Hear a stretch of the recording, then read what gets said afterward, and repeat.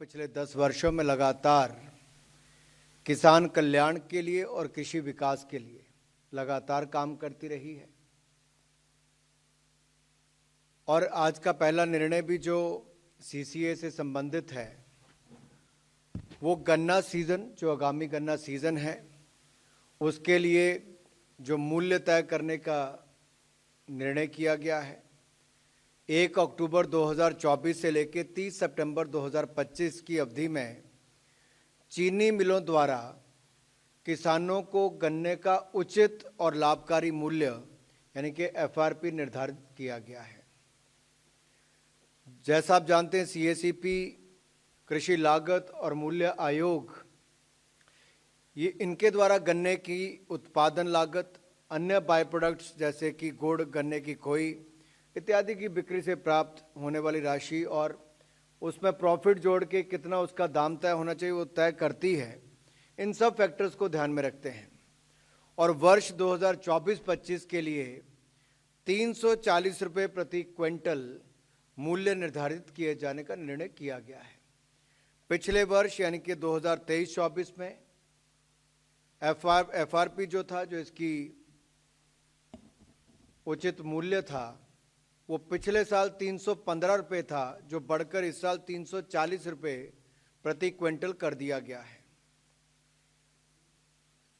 ये 340 रुपये प्रति क्विंटल का मूल्य चीनी की लगभग 10.25% रिकवरी के रेट के लिए मिलेगा और प्रति 0.1% एक्स्ट्रा रिकवरी पर 3 रुपये 32 पैसे प्रति क्विंटल का अतिरिक्त प्रीमियम मिलेगा।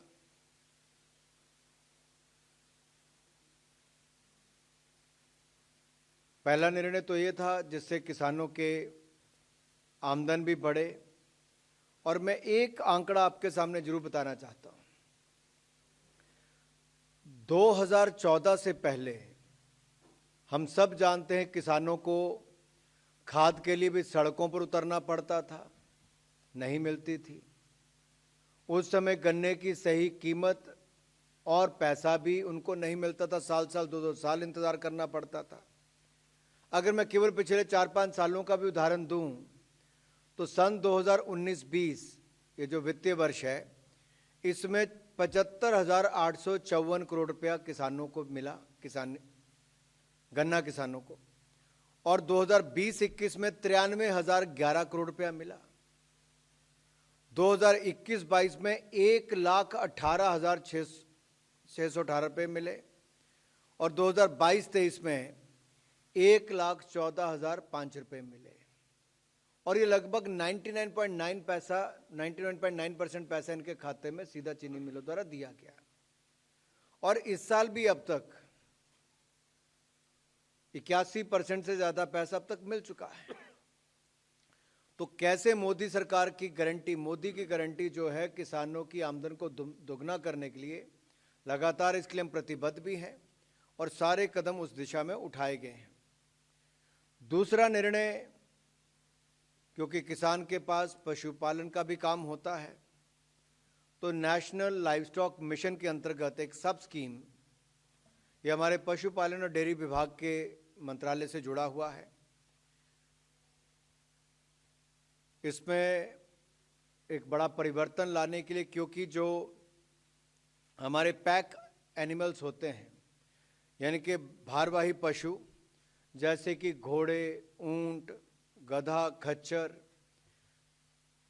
आदि की संख्या देश भर में घट रही है और देसी नस्ल की कुछ प्रजातियां लुप्त होने के कगार पर हैं।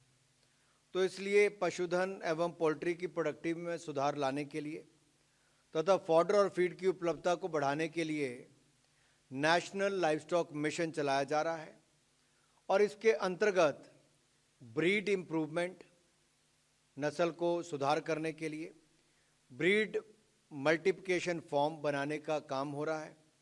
अच्छी क्वालिटी के फॉडर के सीड प्रोडक्शन और सर्टिफिकेशन संबंधी कार्य किए जा रहे हैं और इसके लिए एंटरप्रेन्योर्स के रूप में कोई व्यक्ति हो, इंडिविजुअल हो, सेल्फ हेल्प ग्रुप हो, फार्मर प्रोड्यूसर ऑर्गेनाइजेशन हो, फार्मर्स की कोऑपरेटिव ऑर्गेनाइजेशन हो, इन सबको 50% कैपिटल सब्सिडी इसका प्रावधान दिया गया है और जिसकी अधिकतम सीमा 50 लाख रुपया रखी गई है। इसके अतिरिक्त पशुधन का इंश्योरेंस और रिसर्च एंड डेवलपमेंट के कार्य भी किए जाते हैं। अब मैं इस पर थोड़ा विस्तार में अगर आपको कहूं तो पैक एनिमल्स जैसे कि घोड़े, ऊंट, गधा, खच्चर के ब्रीड मल्टीप्लिकेशन के कार्यों को भी लिया जाएगा और पशुधन जैसे कि पोल्ट्री और पैक एनिमल्स के ब्रीडिंग फार्म को स्थापित किया जाएगा। इसके साथ साथ देश में फॉडर की उपलब्धता को बढ़ाने के लिए डिग्रेडेड फॉरेस्ट लैंड तथा नॉन फॉरेस्ट वेस्ट लैंड, चारागाहों, बंजर भूमि में भी फॉडर के प्रोडक्शन यानी कि चारा के प्रोडक्शन के कार्य को भी लिया जाएगा। तो इसके प्रोडक्शन को प्रोत्साहन देने के लिए गोडाउन की सुविधा हो, रिसीविंग शेड हो या फिर ड्राइंग प्लेटफॉर्म या मशीनरी हो, इसके लिए भी कैपिटल सब्सिडी दी जाएगी। इंश्योरेंस को प्रोत्साहित करने के लिए सभी प्रकार के पशुधन जिसमें अब पैक एनिमल्स को भी इंश्योरेंस करने का लाभ मिलेगा। अब इसमें एक समान इनको प्रीमियम देना पड़ेगा। पहले लगभग 20% से लेकर 50% तक प्रीमियम देना पड़ता था, अब 15% ही प्रीमियम देना पड़ेगा। और इंश्योरेंस की सुविधा सुअर और खरगोश, पिग और रैबिट को छोड़कर 5 कैटल यूनिट की बजाय अब 10 कैटल यूनिट के लिए उपलब्ध होगी। और जैसा मैंने कहा, रिसर्च एंड डेवलपमेंट के लिए प्रोजेक्ट के लिए भी चैलेंज मेथड के आधार पर प्राइवेट इंस्टीट्यूशन को 50% तक सब्सिडी, अधिकतम 5 करोड़ रुपए तक की सहायता इसमें भी मिलेगी। इससे हमें लगभग 20 लाख से ज़्यादा किसानों को चारा के प्रोडक्शन के लिए, कल्टीवेशन के लिए और पशुधन संबंधी गतिविधियों के लिए सहायता प्रदान की जाएगी। और पशुओं की इंश्योरेंस और छोटे और सीमांत किसानों को इसका बहुत बड़ा लाभ मिलने वाला है। इससे फीड और फॉडर, इसके उत्पादन के क्षेत्र में भी और बढ़ावा मिलेगा, उसकी उपलब्धता बढ़ेगी। और जो हमारे पैक एनिमल जैसा मैंने कहा, घोड़ा, ऊंट, खच्चर, गधा आदि, इनके भी जेनेटिक इंप्रूवमेंट को बल दिया जाएगा। जो तीसरा निर्णय है वो flood management and border area programme को लेकर है। ये हमारे जल शक्ति मंत्रालय के द्वारा इसको किया जाएगा।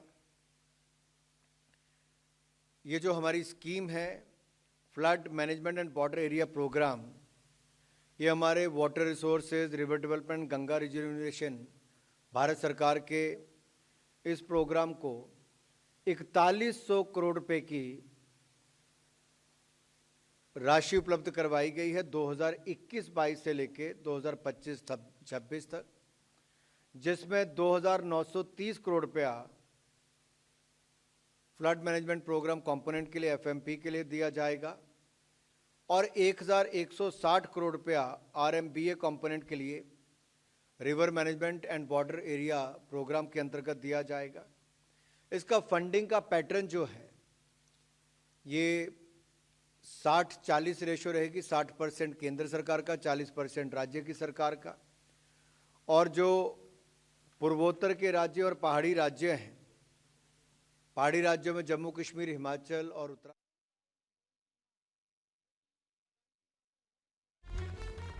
तो 315 से 340 रुपए प्रति क्विंटल गन्ने की खरीद हो सकेगी। गन्ने की एफआरपी में 25 रुपए का इजाफा, प्रति क्विंटल खरीद 25 रुपए बढ़ाई गई है।